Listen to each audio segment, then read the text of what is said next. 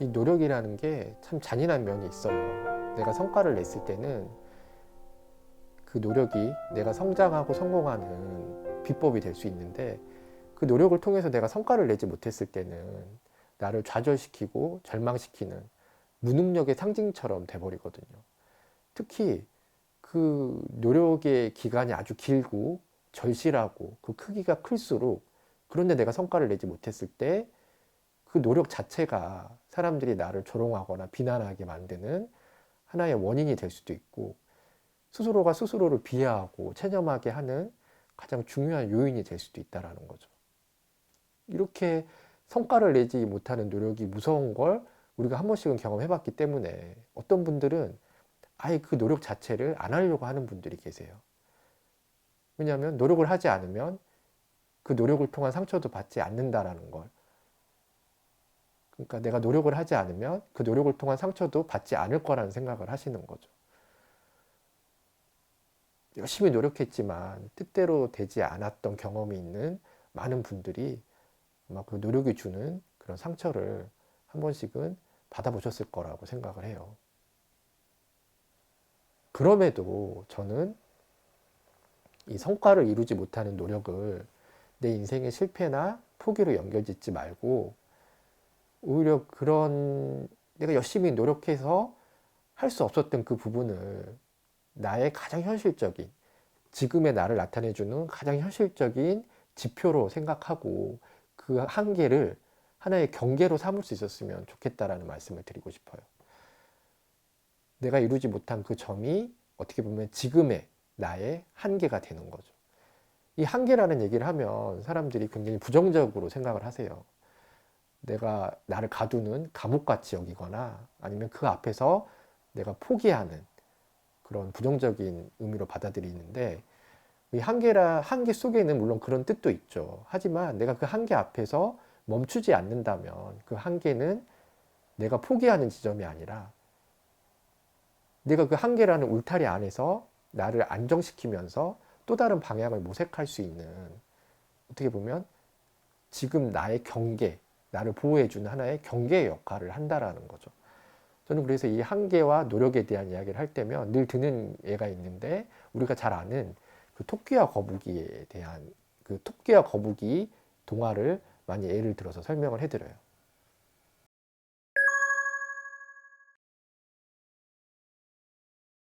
토끼와 거북이의 동화를 예로 드는데, 우리가 잘 아는 내용이죠. 거북이가 열심히 노력을 해서 자만하고 있는 토끼를 이긴다는 내용이잖아요. 그래서 언뜻 보기에 불가능해 보이는 일도 우리가 열심히 노력을 하면 해낼 수 있다라는 교훈을 배우게 되죠, 거기서. 그런데 잘 생각해 보면 정말 거북이는 노력을 해서 토끼를 이긴 걸까요?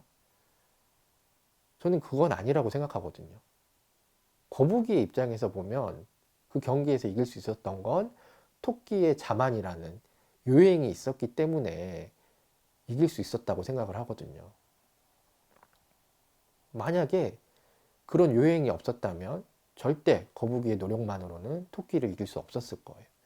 그런데 만약 거북이가 이건 나의 노력과 나의 실력으로 토끼를 이겼다라고 생각을 해버리면, 나중에는 그 노력이 거북이를 좌절하고 절망시키는 가장 큰 힘이 될 수도 있을 거라는 생각이 들어요. 왜냐하면 그 경기 이후에 다시는 토끼는 자지 않을 것이고, 그래서 거북이는 아무리 노력을 해도 토끼를 이길 수 없기 때문이죠. 그래서 조금이라도 똑똑한 거북이라면 딱 경기를 시작하자마자 이거는 되는 게임이 아니구나라는 걸 빨리 인정을 해야 돼요. 그 한계를 인정을 하고, 그렇다고 그 경기를 포기하라는 게 아니라 그 인정 속에서 그럼 내가 어떻게 해야 토끼를 제대로 이길 수 있을 것인가를 빨리 생각해 봐야 된다는 거죠. 예를 들면 이런 거죠. 이 토끼를 데리고 바다로 가야겠다. 그래서 그곳에서 경기를 하면 어떨까? 그래서 거북이가 해야 되는 가장 큰 노력은 이 토끼를 바다로 데리고 오는 거예요. 거기서 거북이가 자만해서 자지만 않는다면 절대 토끼가 거북이를 이길 수 있는 일은 없는 거겠죠. 그런데 이 토끼가 너무나 영민한 나머지 그런 거북이의 꾀에 넘어오지 않고 계속 육지에서의 시합을 고수를 한다라면, 거기서도 거북이는 얻을 수 있는 게 있어요. 거기서 거북이가 그 요행에 도취되지만 않는다면, 혹은 요행이 아닌 진짜 경기에서 지는 것에 자신을 포기하지만 않는다면, 그 육지에서 단련된 팔과 다리로 바다에 가서 그 거북이 사회에서 누구보다도 강한 거북이가 될 수 있는 거죠. 그래서 그 바다에서 자신의 가능성을 무한하게 펼칠 수 있는 계기가 될 수 있는 거예요. 이 모든 일들이 거북이가 자신의 한계를 인정했을 때 일어날 수 있는 일들이죠. 자신이 토끼를 이길 수 없다라는 걸 인정했기 때문에 그 다음의 행동들이 일어날 수 있었던 거잖아요.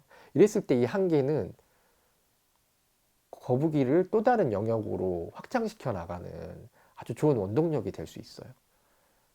그래서 내가 열심히 노력했지만 잘 되지 않았을 때 그 결과를 가지고 나를 너무, 물론 어느 정도의 반성과 자책은 필요하지만 필요 이상의 자책을 하지 마시고, 그 내가 정말 진심으로 노력을 했다라면 딱 여기까지가 내가 내 가능성의 한계라는 인정을 하시고, 그 인정 속에서 다른 방향을 모색하면 되는 거죠.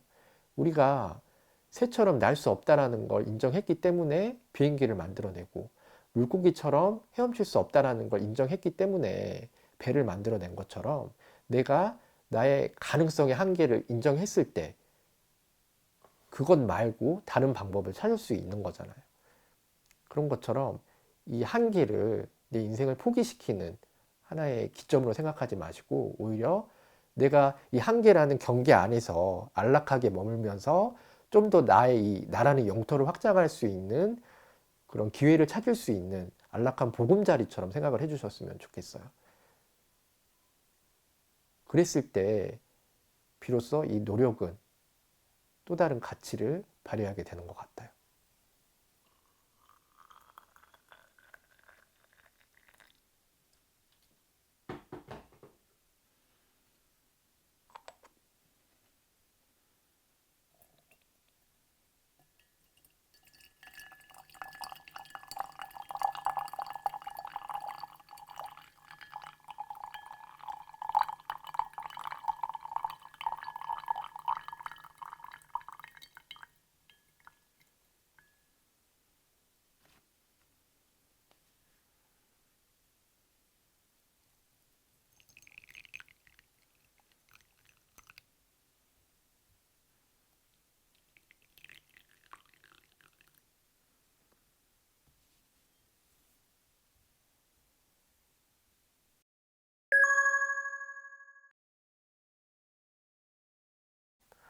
그러니까 저 같은 경우에도 제가 차를 굉장히 좋아하거든요. 차를 좋아해서 제 유튜브 채널 이름도 마음 찻집이잖아요. 그런데 저는 28살 이전까지는 제가 이렇게 차를 좋아하는지 전혀 알지 못했어요. 왜냐면 한 번도 이런 차 문화를 경험해 보지 못했기 때문에 제가 차를 잘하는지 차를 좋아하는지 알 수가 없었던 거죠. 대신 이 28살까지 제가 확실하게 알고 있었던 거는 그런 모임들 있잖아요. 그러니까 깊이 있는 대화보다는 되게 얇고 가벼운 대화를 하고, 되게 진중하고 무거운 분위기가 아니라 뭔가 약간 활기 넘치고 소란스러운 듯한 분위기의 모임들. 그런 모임들에만 가면 저는 뭔가 즐겁지가 않고 잊지 말아야 될 자리에 있는 것 같고 너무 어색한, 그래서 나는 이런 모임에 가는 걸 너무 싫어하는구나, 이런 것들은 제가 확실하게 알고 있었죠. 그런데 그런 모임도 하나의 사교의 장이라고 생각했기 때문에 적응하려고 노력을 많이 했어요. 근데 아무리 적응하려고 해도 뭔가 아닌 것 같다라는 생각이 들더라고요. 그래서 도대체 이런 모임은 나한테 어울리지 않는구나라는 걸 인정을 했죠. 그렇다고 해서 제가 사교의 모임을 포기한 게 아니라, 그렇게 인정했을 때 그럼 다른 뭔가가 있을까라고 생각을 했는데, 그때 물고가 트여서 물이 흘러 들어오는 것처럼 이런 차에 대한 문화를 접할 수 있는 기회가 생기게 되더라는 거죠. 그래서 그때부터 차를 접하게 됐고, 차가 이렇게 좋고 나에게 잘 맞는 건지 그 이후부터 하나씩 알아가게 됐던 것 같아요. 내가 싫어하는 것들을 인정했을 때, 그러니까 우리가 나무를 키울 때 그 나무를 잘 키우기 위해서 해충을 잡아주고 잔 가지들을 쳐주잖아요. 이렇게 그 나무가 성장할 때 나무가 싫어할 만한 것들을 제거해 줬을 때 그 나무가 잘 자라는 것처럼, 내가 뭔가 잘 해나가기 위해서 내가 정말 싫어하는 것들만을, 정말 몸소리 쳐지게 싫어하는 것들만을 제거했을 때 나무가 자신의 생명력으로 자라는 것처럼 내가 나의 생명력으로, 나의 가능성으로 어떤 모습을 갖춰가면서 성장해 가더라는 거죠. 그래서 내가 나의 진로나 미래에 대한 질문을 할 때는 내가 뭘 잘하는지, 무엇을 좋아하는지에 대한 질문을 하게 되면 의외로 명확하지 않거나 자꾸 그 대답이 바뀌는 수가 있어요. 쉽지 않은 거죠. 대신 내가 정말 무엇을 하기 싫고 이것만은 피하고 싶다라는 질문을 했을 때는 명확한 답변이 나올 수도 있어요. 구체적으로. 그리고 이런 식의 명확한 답변은 마치 나무에 가지를 치듯이 내 삶의 잔 가지들을 쳐서 내가 어떻게 살아야 되는지에 대한 삶의 윤곽을 조금은 더 명확하게 해줄 수 있다는 거죠. 어떻게 보면 이런 기준들이 또 다른 의미의 내 삶의 경계가 되는 거죠. 내 선택의 폭이 너무 넓어지게 하지 않는.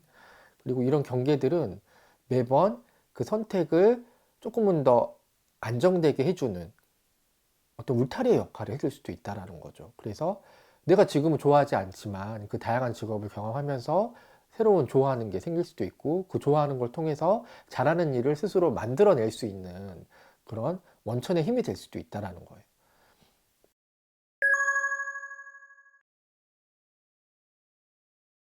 내가 노력해도 되지 않는 일이 있을 때 이 일을 내 인생의 실패나 내가 포기해야 될 것으로 생각하지 말고 내가 만들어낸 경계라고 생각할 수 있었으면 좋겠어요. 그리고 이 경계는 내가 아무리 나이를 먹어도 그리고 내 상황이 어떻든지 간에 어떤 방식으로든지 내 의지만 있으면 확장할 수 있는 영역이기도 하거든요. 그래서 이런 확장을 통해서 내가 만들어낸 이 경계 속에서 내 삶이 조금 더 행복하고 평안할 수 있었으면 좋겠다는 생각을 해봅니다.